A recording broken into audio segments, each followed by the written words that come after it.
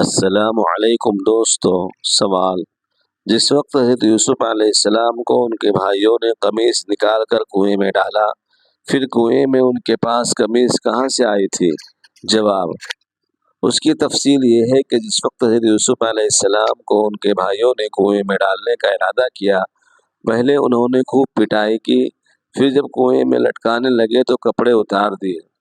حضرت یوسف علیہ السلام نے بھائیوں سے کہا: یا اخوتا ردوا علی قمیصی توارا به حیاتی ویکون کفنا بعد مماتی۔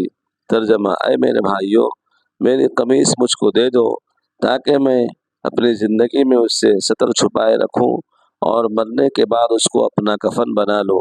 مگر انہوں نے قمیص نہیں دی اور آپ کو بیچ سے رسی سے باندھ دیا اور ہاتھ باندھ کر کنویں میں لٹکا دیا۔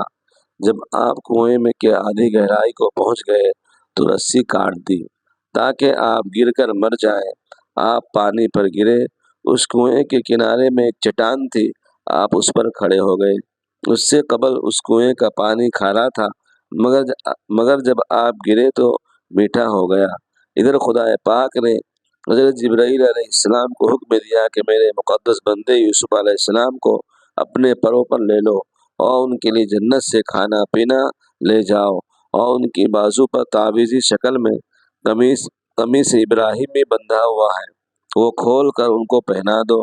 یہ جنت کا وہ قمیص ہے جس کو حضرت جبرائیل اور میکائیل جنت سے لے کر آئے تھے اور نار نمرود میں حضرت ابراہیم علیہ السلام کو پہنایا تھا، اور یہ پشت در پشت حضرت یعقوب علیہ السلام تک پہنچا، یعنی پیڑھی در پیڑھی پہنچتا گیا، جس کا آپ نے تعویذ بنا کر حضرت یوسف علیہ السلام کے بازو پر باندھ دیا تھا یا گلے میں ڈال دیا تھا۔